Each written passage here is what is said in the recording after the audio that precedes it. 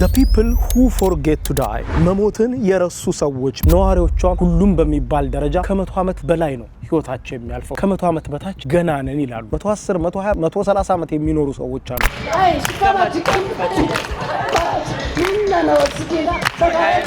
97% የሚሆኑት የዚህ ደሴት ነዋሪዎች ሲሞቱ የሚሞቱ በጣም ጤናማ በሆነ መንገድ ነው የሚሞቱት እንግዲህ አሁን ደግሞ ምግባቸውን ልንሞክር ነው ምን ቢበሉ ነው ረጅም ጊዜ የሚቆዩ ተጀመረ ግን ልቅመስ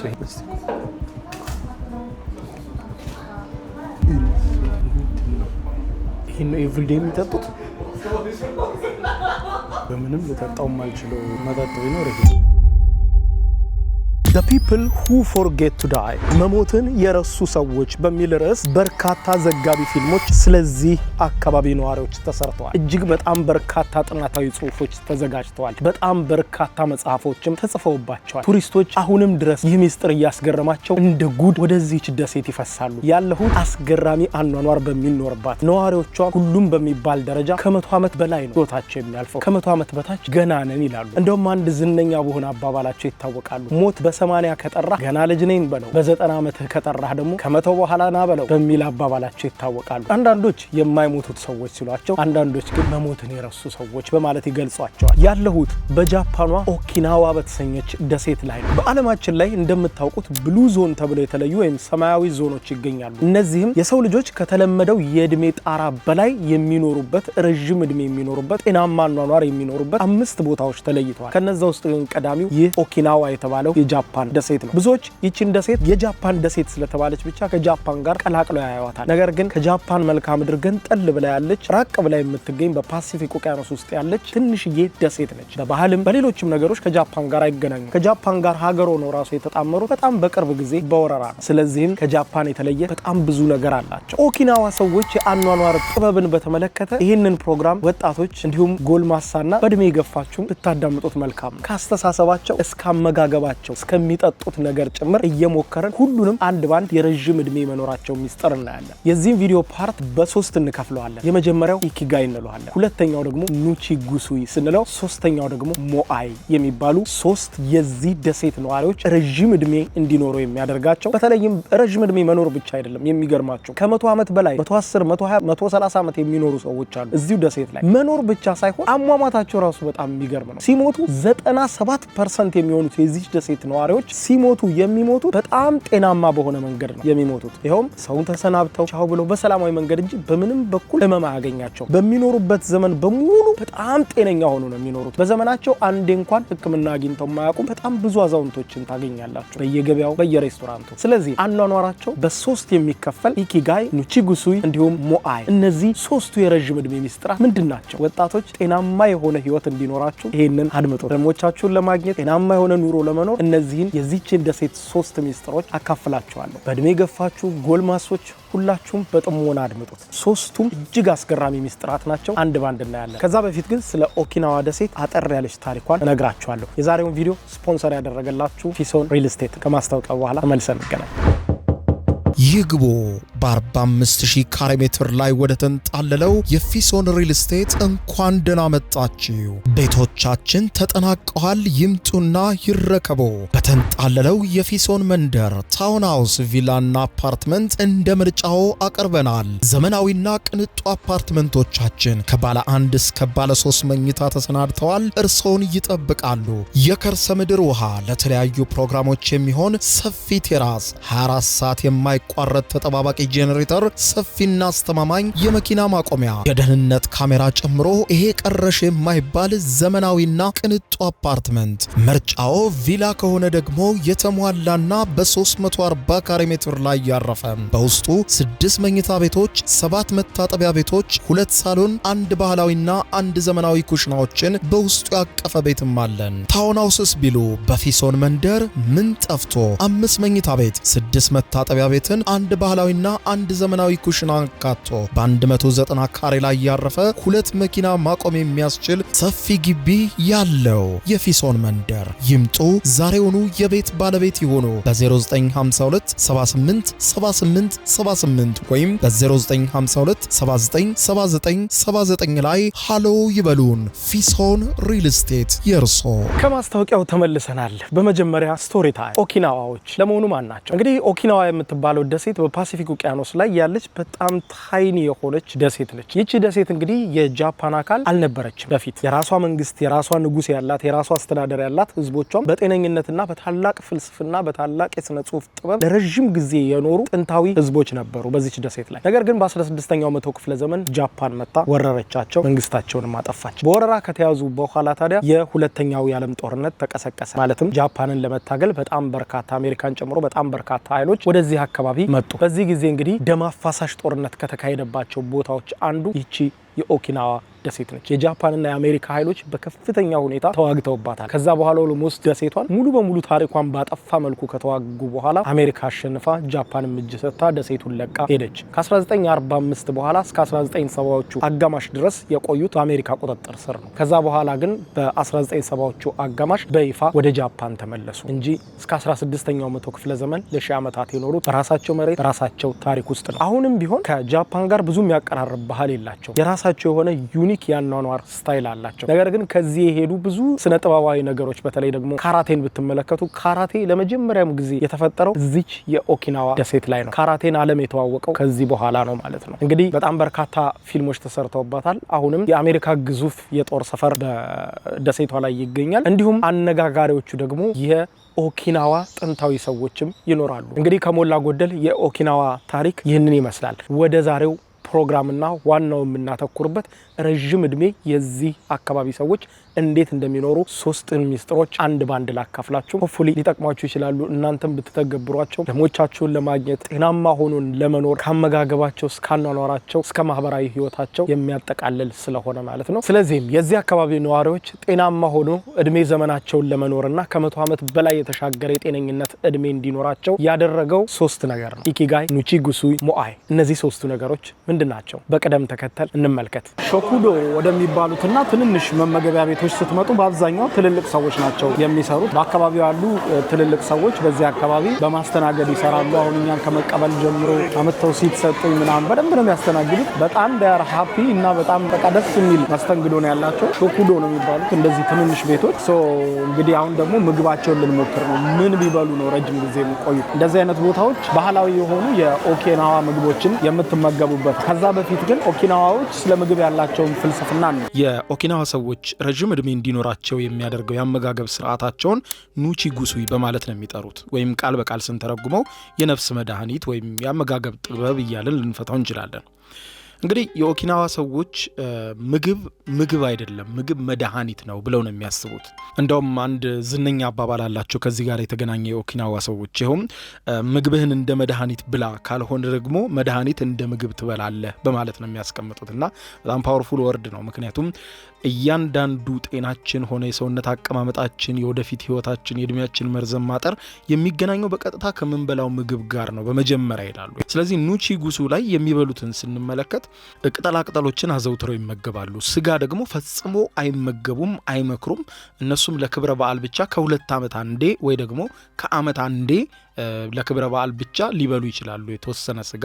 ከዛ ውጭ ግን ሙሉ በሙሉ አመቱን ሙሉ የሚመገቡት ፍራፍሬና ቅጠላቅጠልን ነው ማለት ነው። በከፍተኛ ሁኔታ እንደ ስኳር ድንች፣ ጎመን የመሳሰሉ ምግቦች በከፍተኛ ሁኔታ ጥቅም ላይ ያውሏቸዋል። እናንተም በመንደራቸው ስትዞሩ ይሄ በቀጥታ የምታስተውሉት ነው። እንደምታዩት አትክልትና ሩዝ ነው። ትንሽ ከላይ ደግሞ ስፓይሲ ሶስ አለው፣ የማቃጠል ነገር አለው፣ ግን ብዙ አይደል፣ በጣም ትንሽ። ከአመጋገብ ጋር ተያይዞ እንግዲህ ሃራሃቺቡ የሚሉት የራሳቸው ህግ አለ።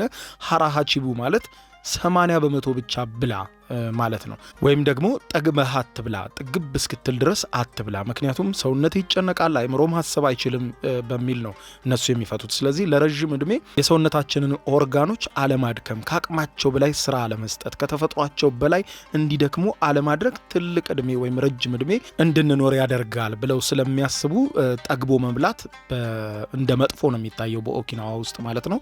በሬስቶራንቶችም ስትዞሩ ይሄ ልማድ በነገራችን ላይ ከኦኪናዋም ጀምሮ በጃፓን ቤት የትኛውም ቦታ ብትሄዱ ምግብ በጣም ትንሽ ነው የሚቀርበው። ጃፓን ብቻ ሳይሆን በቻይናም በኮሪያም በመሳሰሉት የሩቅ ምስራቅ ሀገሮችም ስትሄዱ በጠቅላላ የሚቀርበው በጣም ትንሽዬ ምግብ ነው እንጂ እስክትጠግቡ መብላት አይምሮን ድፍን የማድረግ የማሰብ አቅምን የመቀነስ ኃይል አለው በማለት ስለሚያምኑ ከእድሜ ጋር ስለሚያያይዙት እንግዲህ በዚህ በሃራሃቺቡ በሚሉት ህግ መሰረት 80% ብቻ ነው የሚበሉት ወይም መብላት ካለባቸው 80% ብቻ በልተው አእምሯቸው ነፃ እንዲሆን እንዲሁም ደግሞ ሆዳቸውን በጊዜ እንዲፈጭ። ይሄ እንግዲህ እነሱ ለሺህ ዓመታት የኖሩበት ሁኔታን አሁን ላይ ሳይንስ ደርሶበት በዘመናዊው ዓለም ይሄ ጠግቦ መብላት ተመካሪ አይደለም ወይም የሚመከር አይደለም።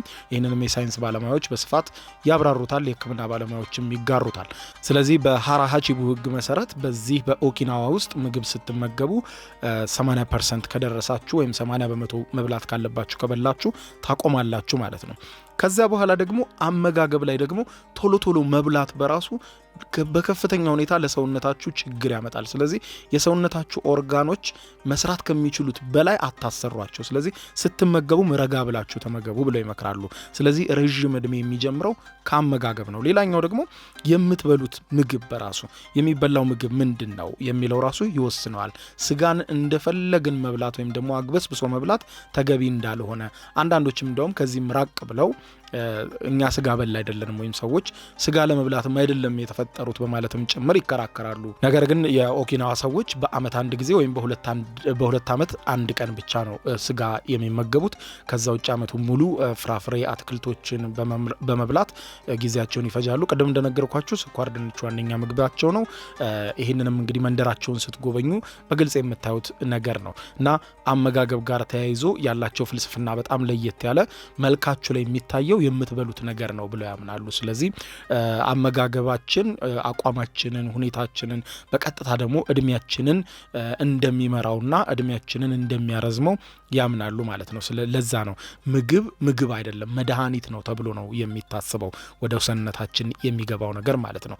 አልኮል መጠጦችን ጨምሮ በፍጹም የማይመከሩ ነገሮች እድሜን እንደሚያሳጥሩ ነው የኦኪናዋ ሰዎች የሚስማሙበት ዋና ነገር ማለት ነው። እንግዲህ እቺን አነስ ያለች ምግብ በአንድ ብርጭቆ ውሃ ከጠጣችሁ በቂ ነው። መጥገብ ራስን መግደል ነው ብሎ ነው የሚያስቡት ኦኪናዋዎች። እንግዲህ እንደስከዛሬው ቪዲዮ የቡና ሰዓት አይኖረንም። በኦኪናዋ የሚኖረን የሻይ ሰዓት ነው። እንግዲህ የኦኪናዋ ሰዎች የሚጠጡት ባህላዊ የሆነ ቡኩ ቡኩቻ የተባለ ሻይ አላቸው። ያ ቡኩ ቡኩቻ የሚባለው ሻይ ከግሪን ቲ ከሩዝ ጭማቂ ምናምን የሚዘጋጅና ኤቭሪዴይ የኦኪናዋ ሰዎች በተለይ ትልልቆቹ የሚጠጡት በጣም ለጤና ተስማሚ እንደሆነ የሚገልጹት ነው። ስለዚህ እሱን ልንሞክር እንግዲህ አንድ ባህላዊ ሻይ የሚያቀርብ ካፌ አለ። በነገራችን ላይ የትም ካፌ ብትሄዱ አለ፣ ግን ኦሪጂናል የሆነ ቴስት የምታገኙበት ቦታ ስትሄዱ ነው የተሻለ የሚሆነው እና አይ ቲንክ እዚህ ነው መሰለኝ። ሌትስ ጎ ኢንሳይድ።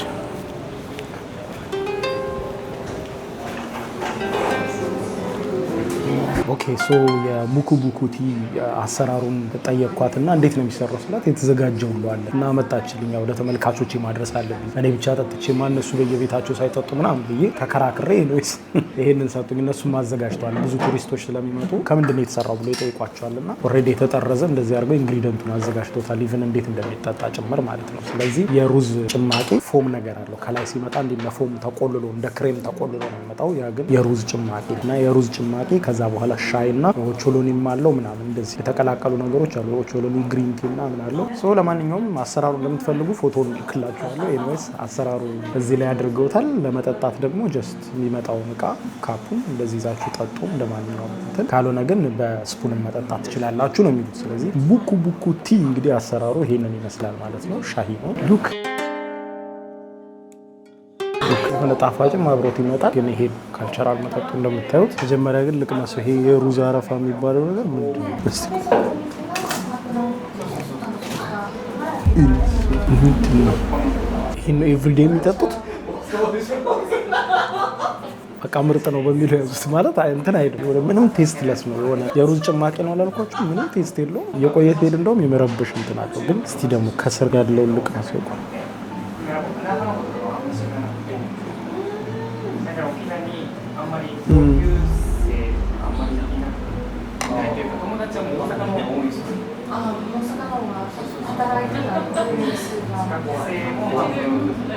እንዴት እንደምጠጣው አላውቅም። በጣም ከባድ የሆነ እቃ ነው ምናምን እንደዚህ ቀምሼ አላውቅም።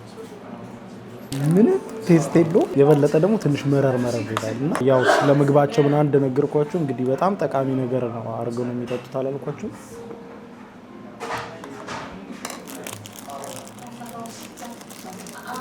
ወይ ሻይ በጣም የሚረብሸው የኦኪናዋዎችን ጤናማ የሆነ አዋዋል ውላሉ ብዬ ይኸው ተበላሸው። በቃ ቀላቀልኩኝ። ጣፋጭ በለው ሻዩ የት እንዳለ ላሳያችሁ። እዩት። ሆሙን አብራችሁ ነው የምትጠጡትና እዩት። ሻዩ ታች ነው ያለው። ግን ዋይ ጉድ! በምንም ልጠጣው የማልችለው መጠጥ ቢኖር ይሄ። እስከዛሬ የትም ሀገር ከጠጣሁት ቡናና ሻይ ይሄ በጣም ከብዶኛል። የሚጠጣው እንደዚህ ነው፣ አይወድቅም ሆሙ።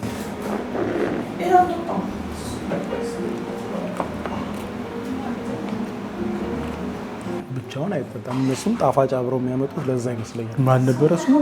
ቡኩቲ። ለማንኛውም ቡኩቲ በኦኪናዋ ውስጥ በጣም ተወዶ ተናፍቆ ተመርጦ የሚጠጣ ባህላዊ መጠጣቸው ነው። ቅድም እንዳልኳችሁ ከሩዝ እናንተ ነው የሚሰራው። በጣም ሄልዚ ነው። የለውዝ አለርጂ ያለባቸው ሰዎች አይመከሩም እንዲጠጡ። ምክንያቱም ለውዝም አለው የተለያዩ ኢንግሪዲየንቱ ላይ የተለያዩ የሚጨመሩ ነገሮች ስላሉ አንዱ ለውዝ ስለሆነ ለውዝ አለው፣ ሻይ አለው፣ የሩዝ ጭማቂ ያለው ምናምን። ስለዚህ እንደሱ አይነት ሰዎች አይመከሩም። ከዛ ውጭ እንደ ጉድ ይጠጣል ንምል እዚህ ላይ። ለማንኛውም ትንሽ እያስጠላ ነው ቢሆን እንሞክር።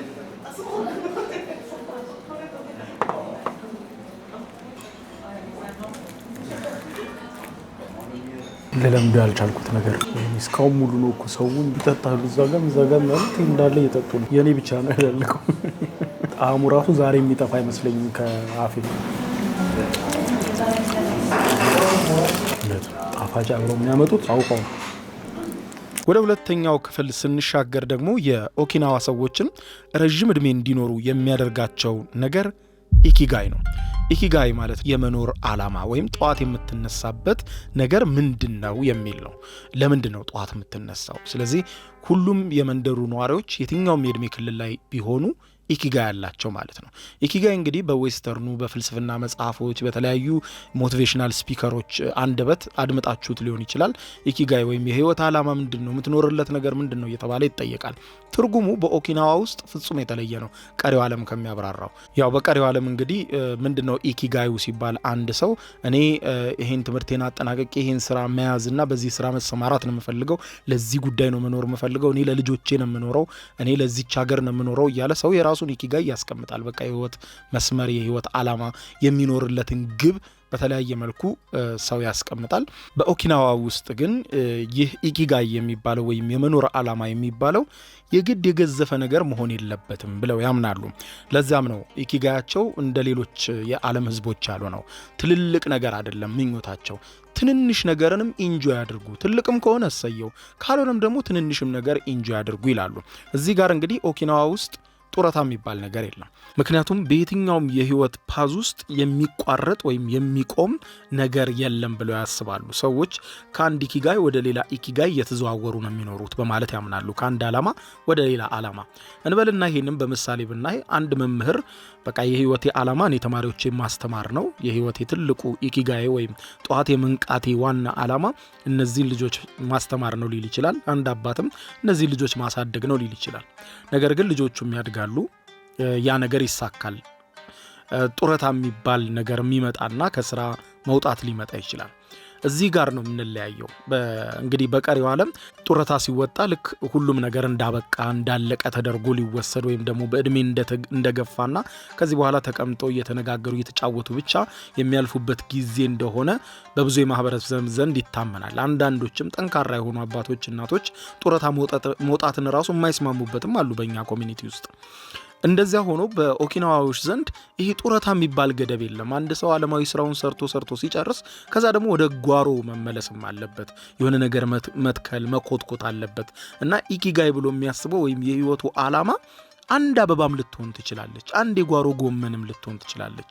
ለዛች ጎመን እኔ ካልነቃሁላት ውሃ የሚያጠጣት የለም ብሎ ልክ በህይወታችን ውስጥ ስራን፣ ልጅ ማሳደግን እንደምናስበው ትንንሽ ነገሮችንም አትክልት ውሃ ማጠጣት፣ ከጓደኞቻችን ጋር ኢንጆይ ማድረግ፣ ወክ ማድረግ፣ ይሄ ዴይሊ አክቲቪቲን ልክ እንደ አንድ አካል አድርጎ እንደ ኢኪጋይ አድርጎ መውሰድ። እነዚህን ካደረግን የምንኖርለት ፐርፐዝ ይኖረናል። ያለ ፐርፐዝ መኖር ደግሞ ትርጉም የለውም ይላሉ። ስለዚህ አንዲትም አበባ እነዚህ ጓሮ አበቦች እኔ ከሌለው ሊኖሩ አይችሉም ስለዚህ ለነሱ አስፈልጋቸዋለሁ በማለት ትንሿን ነገር አግዝፎ ለዚህ አስፈልጋለሁ ብሎ በትልቁ ማሰብ ነው ኢኪጋይ ይሉታል ስለዚህም የህይወት ዓላማ ወይም ኢኪጋይ ያለው ትንሽም ይሁን ትልቅም ይሁን የትኛው መስፈርት አንድ ነው ለነሱ ስለዚህ ልጅ ማሳደግ አበባ ማሳደግ የሆነ ፐርፐዝ ያለው ሰው በጧት ይነቃል ኢንጆይ ያደርገዋል የሚያረጋው ነገር ትልቅ ነገር እንደሆነ ሊሰማው ይገባል ነው እኔ በቃ ምንም ጥቅም የለኝም ይያለ ሰው ብዙ ነገር ግን ያደርጋል በየዴይሊ አክቲቪቲው ላይ እና ልክ እንደዛ እነዛ ዴይሊ አክቲቪቲዎችም በጣም ትልቅ ነገር እንደሆኑ ሊያስብ ይገባል በማለት ነው የሚያስቡት ይሄ ነገር ብዙ ጥናትም ተሰርቶበታል በተለይ ኢኪጋይ ላይ ጥናት ከሰሩ በኋላ በጣም በርካታ ተመራማሪዎች የሚስማሙበት ይሄ ኢኪጋይ ወይም የህይወት ፐርፐዝ ያለው ሰው ይሄ የጭንቀት ሆርሞኑ በጣም ዝቅተኛ እንደሆነ ነው የሚያመለክተው ምክንያቱም በህይወት ውስጥ ባዶነት የሚባል ነገር ስለማይሰማው ወይም ደግሞ ለምን እኖራለሁ የሚል ጥያቄ ውስጡ ስለሌለ የመኖር ፍራቻ የመጋፈጥ ፍራቻ የነገን ፍራቻ በውስጡ እንደዚህ አይነት ድምጾች ስለሌሉ በጣም ጠንካራ ሰው ነው ማለት ነው ይሄ ኢኪጋይ ያለው ሰው ስለዚህ አሁን ላይ እንዳውም በዘመናዊው ዓለም ብዙ መጽሐፍቶችም ይጻፉበታል ይሄ ኢኪጋይ ማለት ነው ከዚህ ጋር በተያያዘ ኢኪጋይ የሚል አንድ መጽሐፍ ማለት እሱን ብታነቡት በጣም አሪፍ ነው እዚህ ጋር ከምነግራችሁ በላይ ደግሞ በዝርዝር እሱም ስለ ኦኪናዋ ሰዎች አብራርቶ ስለሚነግራችሁ ማለት ነው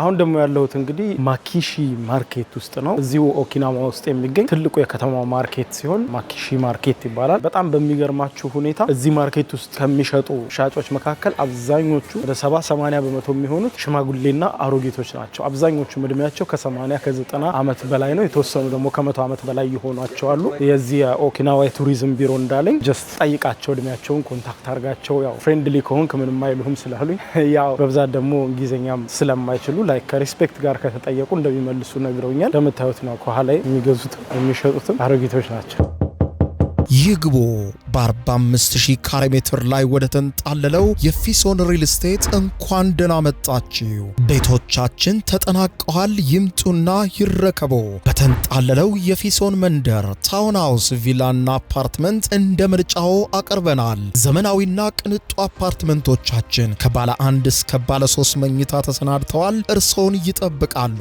የከርሰ ምድር ውሃ ለተለያዩ ፕሮግራሞች የሚሆን ሰፊ ቴራስ 24 ሰዓት የማይቋረጥ ተጠባባቂ ጄኔሬተር ሰፊና አስተማማኝ የመኪና ማቆሚያ የደህንነት ካሜራ ጨምሮ ይሄ ቀረሽ የማይባል ዘመናዊና ቅንጡ አፓርትመንት ምርጫው ቪላ ከሆነ ደግሞ የተሟላና በ340 ካሬ ሜትር ላይ ያረፈ በውስጡ 6 መኝታ ቤቶች 7 መታጠቢያ ቤቶች 2 ሳሎን 1 ባህላዊና 1 ዘመናዊ ኩሽናዎችን በውስጡ ያቀፈ ቤትም አለን ታውን ሃውስስ ቢሉ በፊሶን መንደር ምን ጠፍቶ 5 መኝታ ቤት 6 መታጠቢያ ቤትን 1 ባህላዊና 1 ዘመናዊ ኩሽና አካቶ በ190 ካሬ ላይ ያረፈ 2 መኪና ማቆም የሚያስችል ሰፊ ግቢ ያለው የፊሶን መንደር ይምጡ ዛሬውኑ የቤት ባለቤት ይሆኑ በ0952 78 78 78 ወይም በ0952 79 79 79 ላይ ሃሎ ይበሉን ፊሶን ሪል ስቴት የርሶ እንግዲህ ይህንን ካልን ዘንዲያ ወደ ሶስተኛው ክፍል እንለፍ ወደ ሞአይ እንግዲህ መግቢያ ላይ እንዳስተዋወቅኳችሁ እነዚህ ሶስት ነገሮች እርስ በርሳቸው የተደጋገፉ አንዱ ያለ አንዱ የማይሆን ሶስቱም ተመጋጋቢ ሆነው የኦኪናዋ ሰዎች እድሜ እንዲረዝም ምክንያት የሆነው ገጽ ነው ይሄ ሞአይ የምንለው ወይም ደግሞ የማይበጠስ ማህበራዊ ገመድ ልንለው እንችላለን በእኛ ትርጓሜ እንግዲህ ኦኪናዋዎች በጣም በጋራ በመኖር በማህበራዊ ህይወት በጣም በስፋት የታወቁ በጣም የሚዋደዱ ሰዎች ናቸው የእድሜ ዘመን ጓደኞች ጭምር ያላቸው ተሰብስቦ ማውጋት እንደ ትልቅ ነገር ነው ቀደም ኢኪጋይ ላይ እንዳየነው ሁሉ በሞአይ እሳቤ መሰረት ሞአይ ማለት በማህበራዊ ህይወት ማለት ነው ነገር ግን ማህበራዊ ህይወት ስንል ማንኛውም ማህበራዊ ህይወት ነው ነገር ግን ይሄ የማይበጠስ የማህበራዊ የገመድ ትስስር በማለት ነው እነሱ የሚገልጹት ሞአይን ማለት ነው። ከዚህ ጋርም የተያዘ እንደውም አንድ ጥሩ አባባልም አላቸው እንደ መሪ ቃል የሚጠቀሙት አብረን ስንሆን አንወድቅም፣ የጋራ ድጋፍ የህይወት ምሰሶ ነው በማለት ያምናሉ። ይሄ እንግዲህ የኦኪናዋ ሰዎች ጠንካራ ንግግራቸው ነው። ሞአይ ማለት እንግዲህ ለጋራ ዓላማ የተሰባሰቡ የጓደኛሞች ቡድን እንደማለትም ይወሰዳል።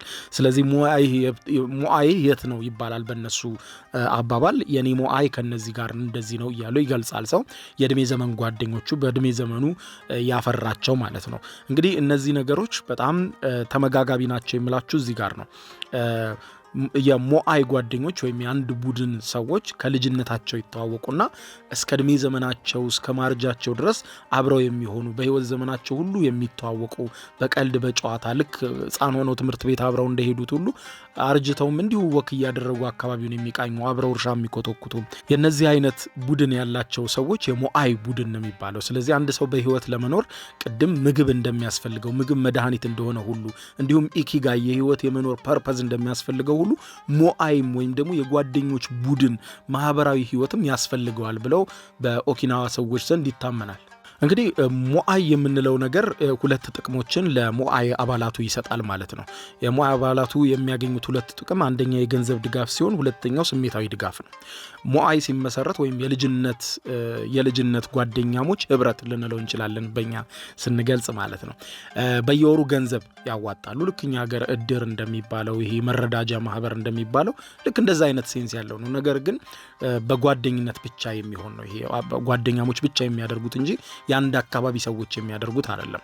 ስለዚህ እነዚህ ጓደኛሞች እንግዲህ በተገናኙ ቁጥር በየወሩ ገንዘብ ያዋጣሉ። ያ ገንዘብ ደግሞ ከጓደኞቻቸው 5ም 6ም ሆነው ከሆነ ያ ሞአይ ህብረቱ ከዛ ውስጥ አንድ ሰው ቢቸገር የገንዘብ ድጋፍ ቢያስፈልገው ቢታመም ቢወድቅ የሚያነሱበት ገንዘብ በየጊዜው እያሰባሰቡ የሞአይ የባንክ ደብተር ተከፍቶ ወይም ደግሞ የሞአዩ ኃላፊ የሆነ አንድ ሰው ጋር ገንዘቡ በአደራ እየተቀመጠ ለዛ ጓደኛቸው እየተረዳ ከችግር እንዲወጣ የሚያስፈልገው ጊዜ ለችግሩ ደራሽ የሚሆን ገንዘብ እንዳስቀመጠ ይቆጥራል ማለት ነው። ይሄ እንግዲህ የሞራል መተማመን ይሰጣል። ሰውየው በራሱ በጉልበቱ እየሰራ ይተዳደራል። ከዛም ባሻገር ደግሞ ችግር ቢገጥመው እንኳን የሚደግፉት ጓደኞች ህብረት ወይም ሞአይ እንዳለው ሲያስብ በራሱ በህይወቱ ደስተኛ ይሆናል። ደጋፊ እንዳለው ሲያስብ ድጋፉ ደግሞ በሞራል ብቻ ሳይሆን በገንዘብም ፋይናንሻል ችግር ቢገጥመው የሚደግፈው የሆነ አካል እንዳለ ሲያስብ አእምሮ ነፃ ሆኖ በጣም ተረጋግቶ ይሰራል። ይሄ ደግሞ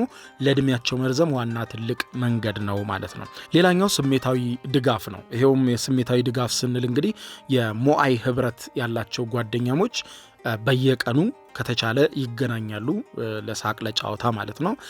ካልተቻለ ደግሞ በየሳምንቱ እየተገናኙ ይጨዋወታሉ፣ ያሳለፉትን ጊዜ ያወራሉ እና በዚህም በኦኪናዋ ውስጥም በየገበያው ስትዞሩ በተለያየ ቦታ ስትዞሩ ህብረት ሰርተው ታገኟቸዋላችሁ በየቦታውና በጣም ነው ደስ የሚሉት። ሲስቁ ሲጫወቱ ስታዩዋቸው ሞአይ ነው የሚባለው እነዛ ህብረታቸውና ጠጋብላችሁም ብትጠይቋቸው ብዙ እድሜያቸው በጣም የገፋና ከ100 ዓመት በላይ ናቸው አብዛኞቹ በዚህ አካባቢ ላይ የሚኖሩት ማለት ነው። እና የስሜት ድጋፍ የምንለው ይሄ ነው። መሳቅ መጫወት። ብዙ ሰዎች ህብረት ያጣሉ። ህብረት ባጡ ጊዜ ይጎዳሉ። ሲጎዱ የውስጣቸው ይሄ ስሜቱ መረበሽ እድሜያቸውን ያሳጥራል ብለው ያምናሉ። ስለዚህ ረጅም እድሜ ለመኖር ልክ ኢኪጋይና አመጋገቡ እንዳስፈለገው ሁሉ ይሄኛውም የስሜት ድጋፍ የገንዘብ ድጋፍ የሚሰጥ የጓደኛ ህብረት ወይም ሞአይ የግድ ያስፈልጋል። መሳቅ መጫወት ትልቅ ነገር ስለሆነ ማለት ነው። ሌላኛው ብቸኝነትን ማሸነፍ ነው። እንግዲህ አረጋውያን ባረጁ ጊዜ ትልቁ የሚጎዳቸው ብቸኝነት ነው። ብቻቸውን መሆን ይሄ በጣም ለአረጋውያን በትልቁ የሚጎዳቸው ነገር ነው። ለዛ ነው አረጋውያን እያረጁ በሄዱ ጊዜ ሰዎች ይፈልጋሉ፣ የሚንከባከባቸው አብሯቸው የሚሆን የሚስቅ የሚጫወት የእድሜ ዘመን ጓደኛቸውን ይፈልጋሉ። እንግዲህ ብቸኝነት ከሲጋራ በላይ በጣም አደገኛ እንደሆነ የዘርፉ ባለሙያዎች የሚያብራሩት ጉዳይ ነውና ከዚህ ከብቸኝነትም በዚሁ በሞአይ አማካኝነት ብቸኝነታቸውን ያመልጣሉ ማለት ነው። በአጠቃላይ ስናየው እንግዲህ የኦኪናዋ ሰዎች ረጅም እድሜ የሚኖሩት እንደው በአጋጣሚ የተፈጥሮ ክስተት ሆኖ ምናምን ሳይሆን በሚያደርጓቸው እያንዳንዱ ተጠንቅቀው በሰሯቸው የማህበራዊ አኗኗር ስልታቸው ጤናማ አመጋገብን ልክ እንደ መድኃኒት ምግብን እንደ መድኃኒት በመውሰዳቸው ኑቺጉሱይ ብለው ስያሜ ሰጥተው እንደሚያከብሩት በዛም በህይወታቸው ውስጥ ደግሞ ጠንካራ ዓላማ ስላላቸው ወይም ቀደም ያየነው ኢኪጋይ ስላላቸው እንዲሁም በፍቅር የተሳሰረ ማህበራዊ መስተጋብር ስላለ ወይም ደግሞ ሞአይ ስላላቸው ነው። እንግዲህ እነዚህ ነገሮች እድሜያቸው በእጅጉ እንዲረዝም እንዳደረገው የተደጋጋሚ ጥናቶች አረጋግጠዋል። ራሳቸውም የሚናገሩት ነው። ስትሰሙትም ደግሞ ሴንስ የሚሰጥ ነገር ወይም ትርጉም የሚሰጥ ነገር ነው። እያንዳንዱ ዴይሊ አክቲቪቲያቸው ላይ በቦታቸው ላይ ደግሞ ተገኝታችሁም አይ ዊትነስ ስትሆኑ ያሉትን ነገር ስታዩ በጣም አስገራሚ ነው። ይህን ሁሉ ካልን ዘንዳ ታዲያ እዚህ ጋር አንድ የምናነሳው ነገር አለ። ይኸውም የዛሬዋ ኦኪናዋ ማለት ነው። ይኸውም የዛሬዋ ኦኪናዋ ስንል እንግዲህ አሁን ላይ ወደ ኦኪናዋ ስትጓዙ የተለያዩ አዛውንቶች በእድሜ ገፉ በጣም ትልልቅ ሰዎችን ታገኛላችሁ። በአመጋገባቸው ቅድም ባልናቸው ጉዳዮች እድሜያቸው በረዥሙ የሚኖሩ ሌላ ደግሞ በተቃራኒ አሁን ያለው ትውልድ ወይም ደግሞ አሁን ያሉት የምታዩቸው ልጆች ደግሞ ቶሎ ቶሎ የሚታመሙ ከነዛ በተቃራኒ እነዛ በሽታ የማያውቃቸው በእድሜ ዘመናቸው አንዴም ሆስፒታል ሄደው የማያውቁም ቢሆኑ አሁን ያሉት የሚወለዱት ልጆች ወይም ወጣቶች በ30 እድሜ ክልል ውስጥ ያሉት ግን ቶሎ ሲሞቱ ታያላችሁ። እንዲሁም ደግሞ በከፍተኛ ሁኔታ በበሽታ ሲጠቁ ታያላችሁ። ለነዚህ ደግሞ ጥናቶች ተሰርተዋል በቅርቡ። ይሄውም አንደኛ ምክንያት የሆነው የምዕራባውያን አመጋገብ መስፋፋቱ ነው።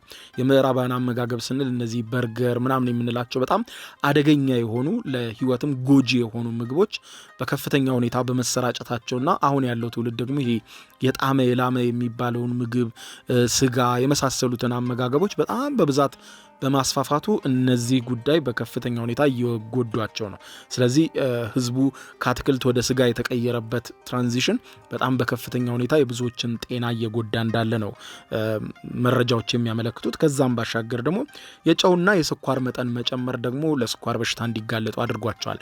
አሁን ትልልቆቹን ሰዎች ስታዩዋቸው ህፃናቱ ወጣቶቹ ሲበሉ ሳያቸው ራሱ ይጨነቃሉ ሲናገሩ ራሳቸውና አሁን ላይ ያለው ትውልድ ያንን ነገር እየሻረ በመምጣቱ አሁን ላይ ከነሱም ቀድመው እያረጁ ከነሱ ቀድመው ፊታቸው ግርጅፍ ይላል። ብታያቸው እነዛ 100 ዓመት ምናምን የሆናቸው ስቲል ፊታቸው ገና የ60 ዓመት የ50 ዓመት ነው የሚመስለው 100 ዓመት አልፏቸው። እነዚህ ግን ገና በ35 በ40 ዓመታቸው ፊታቸው ግርጅፍ ሲል ይታያል። ይኸውም የሚወስዱት የስኳር የጨው መጠን እየሰፋ መምጣቱ ፋስት ፉድ በከፍተኛ ሁኔታ በመልመዳቸው የሆነ ነው። ሌላኛው ደግሞ እንደ ሁለተኛነት በጥናቱ ላይ የተቀመጠው የአኗኗር ዘይቤ ለውጥ ነው። እንግዲህ የጥንቶቹ የኦኪናዋ ሰዎች እስከ 100 ዓመትና ከዛ በላይ ድረስ የሚኖሩት በራሳቸው አትክልት ቦታ ላይ በመስራት በማገልገል ነው። እንዲሁም ደግሞ በእግራቸው ይጓዛሉ። በጣም ትልቁ ኦኪናዋ ውስጥ የምታዩት ነገር በእግር መጓዝ ነው ወይም በባዶ እግር መጓዝ ነው። በየቀኑ ለተወሰነ ሰዓት በባዶ እግር ስለሚጓዙ ያ ደግሞ በከፍተኛ ሁኔታ ለሰውነታቸው የሚሰጠው ጥቅም አለ። እንዲሁም ለመጓጓዣ መኪና ስለማይጠቀሙ ብዙ ካሎሪ የማቃጠል አቅም አላቸው በእግራቸው ስለሚጓዙ ወክ ስለሚያረጉ። የአሁኑ ልጆች ግን በብዛት መኪና ይጠቀማሉ፣ ቴክኖሎጂ አመጣሽ ነገሮችን ይጠቀማሉ። በተለይ ደግሞ ኦኪናዋ በበፊቱ ምንም አይነት አገልግሎት ኢንፍራስትራክቸር አልነበረም። አሁን ግን ባሶች፣ መኪና፣ ታክሲ በስፋት ስለተስፋፋ በከፍተኛ ሁኔታ የህዝቡን እንቅስቃሴ ጎድቶታል፣ በእግር የሚሄዱን ልማድ አስቀርቶታል ማለት ነው። ስለዚህ ሰዎች በከፍተኛ ሁኔታ በእግራቸው የሚሄድን ነገር ስለቀነሱ ሌላኛው ይሄ የአኗኗር ዘይቤ ለውጣቸው እድሜያቸው እንዲያጠር እንዳደረገ ነው ጥናቶች የሚያሳዩትም የሚያረጋግጡትም። ሌላኛው ጫና፣ የሰዎች ጫና እንግዲህ የጥንት ሰዎች በቡድን በደስታ አብረው ይሰራሉ። የነበራቸውም ስራ እንዲህ ከእርሻ ጋር ከምናምን ጋር የተገናኘ ነው። አሁን ደግሞ እንደ ማንኛውም የዘመናዊ ዓለም ሰው በቢሮ ውስጥ ወጥተው ለረጅም ሰዓት ይቆያሉ። የስራ ጫና መደራረብ፣ የህይወት እሽክርክሪት መቀየር፣ ይሄ ሁሉ እንግዲህ በፍጹም የአኗኗር ዘይቤያቸው የተገላቢጦሽ እንዲሆን አድርጎ እድሜያቸው ሲያጠር ያሳያል ማለት ነው። ሌላኛው የማህበራዊ ትስስር ራሱ መላላት ማለትም የአዲስ እየመጣ ያለው ትውልድና የመጣው ትውልድ በተለይ በማህበራዊ ሚዲያ ላይ ጥገኛ መሆኑ፣ በአካል የሚታየውን ይሄ ኤግዚስት የሚያደርገውን ህይወት መርሳቱ፣ ከጓደኞች ጋር ከመውጣት ይልቅ በማህበራዊ ሚዲያዎች ላይ ፎከስ ማድረጉ፣ እዛ ላይ ጊዜውን ማሳለፉ በእጅጉ በርካቶችን ጎድቷል እና ብዙዎችም ደግሞ ለጭንቀት እንዲዳረጉ አድርጓቸዋል ማለት። እንግዲህ እነዚህ የምናወራቸው ነገሮች ሁሉ በጣም ቀላል አይደሉም። ብዙ የህይወት መስተጋብራችንን በእጅጉ የሚረብሹ ነገሮች ናቸው ማለት ነው። እንግዲህ በቅርቡ የወጡ የኦኪናዋ ጥናቶች እንደሚያሳዩት የኦኪናዋ ወንዶች በጃፓን ውስጥ ረጅም እድሜ በመኖር ከነበራቸው የአንደኛ ደረጃ ወደ 26ኛ ደረጃ ዝቅ ማለታቸው ነው የተነገረው ማለት ነው። አሁን ያሉት ወንዶች ሌሎችን ከ100 ዓመት በላይ የበለጡትን የቀድሞዎቹን እዛው ታያቸዋላችሁ። አሁን ያሉት ግን በከፍተኛ ሁኔታ በአሳዛኝ ሁኔታ ያንኗር ዘይቤ ለውጥ በማድረጋቸው ብቻ የተከሰተባቸውን ታያላችሁ ማለት ነው። እንግዲህ የኦኪናዋ ታሪክ የሚያስተምረን ትልቁ አንድ ቁም ነገር አለ። ረጅም እድሜን የሚሰጡ ዘመናዊ ሆስፒታሎች ሳይሆኑ የምንመገባቸው ምግቦች፣ የምናደርጋቸው እንቅስቃሴዎች፣ የምንገነባው ማህበራዊ ፍቅር መሆኑን ያረጋግጣል። ኦኪናውያን ባህላቸውን ሲተዉ እድሜያቸውም አብሮ እንዴት እንዳጠረ፣ አኗኗራቸውን ሲቀይሩ እንዴት እድሜያቸው ከላያቸው ላይ እንደተቀነሰ በእጅጉ እያሳያል ማለት ነው። ስለዚህ የኦኪናዋ ሰዎች እድሜያቸው የሚረዝምበት ምክንያት ይህንን ይመስላል። አሁን ያለችውም ኦኪናዋ ይህችን ትመስላለች።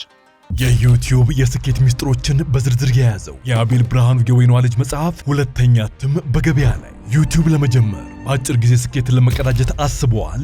ዩቲዩብ ብጀምር ስንት ብር አገኘሁም ብሎ አስበዋል? እንግዲያውስ በዩቲዩብ 2 የወርቅ 3 የብር ሽልማቶችን ያገኘው የአቤል ብርሃኑ የወይኗ ልጅ የዩቲዩብ ሚስጥሮች መጽሐፍ በዝርዝር ሁሉንም ያብራራሉታል። ዛሬውኑ ገዝተው ህልሞን እውን የሚያደርጉበትን የዩቲዩብ የስኬት መንገድ ይጀምሩ። በሀገር ቤት አከፋፋይ አዲስ አበባ ሜክሲኮ ኮሜርስ መጽሐፍት መደብር። በውጭ ሀገራት ለምትገኙ ከአማዞን ላይ ብታዙ በቀናት ውስጥ ደጁ ይደርሳል። የአማዞን ሊንኩን እዚህ ቪዲዮ ኮሜንት ላይ ያገኙታል። የዩቲዩብ ሚስጥሮች፣ ዘመኑ ጋር ተፈላጊ መጽሐፍ።